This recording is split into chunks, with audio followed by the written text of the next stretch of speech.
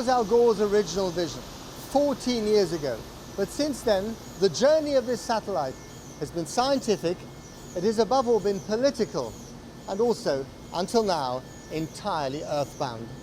Meet Triana, or she's now called Discover, the only NASA satellite never to have been launched, and at a cost of $250 million, perhaps the most expensive political football in history.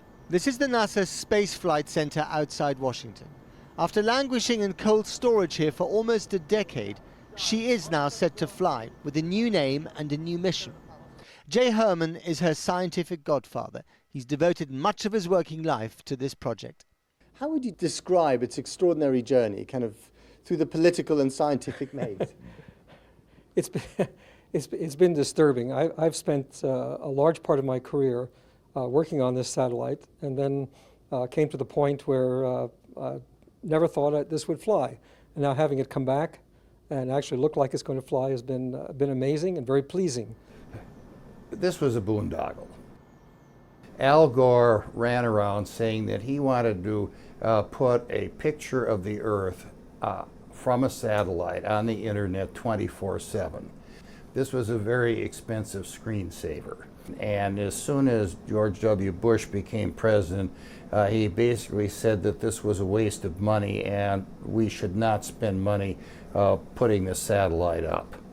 Congressman Jim Sensenbrenner was the Republican chairman of the House Science Committee who controlled the funding and who didn't believe in the science of climate change. But if you're a climate change skeptic, you'd want to be able to prove your skepticism with scientific evidence as much as possible, surely. Well, I think if we had conclusive scientific evidence, the people who are climate change aficionados wouldn't believe the conclusive scientific evidence to begin with. Having already cost a fortune, no one quite had the heart to turn Triana into scrap metal. So it was dumped here in a corner of NASA's giant fridge. The term climate change is still politically toxic, but NASA saved the satellite with a makeover. The new focus is space weather, warning us when the sun is about to play havoc with our GPS systems or power grids. Very useful and utterly devoid of all politics. It takes about a half an hour for these storms to get to Earth from that point. So it buys us about a half an hour warning time. Fair enough, but ask the bureaucrats at NASA about the satellite's morphing mission, and all you can hear is the sound of breaking eggshells. We can all agree that we would have been better off with that thing not in storage for 6 years, but rather being deployed in space, doing what it's supposed to be doing. I don't know about that. The agency had other priorities. The agency takes direction from Congress. Right. That's the direction that they had. So Congress changes its mind, the agency has to listen, and you have to do something else. That's the chain.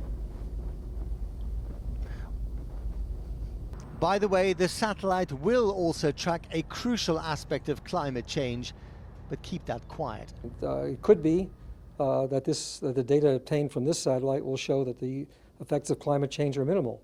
On the other hand, it could show the opposite. So, do you think this satellite could be so important in that whole debate?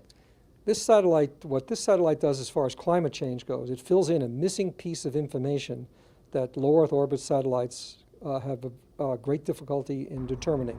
And would it not have been useful to have that piece of information a decade earlier?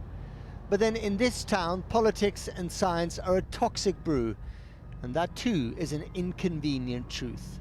Matt Fry, Channel 4 News, Washington.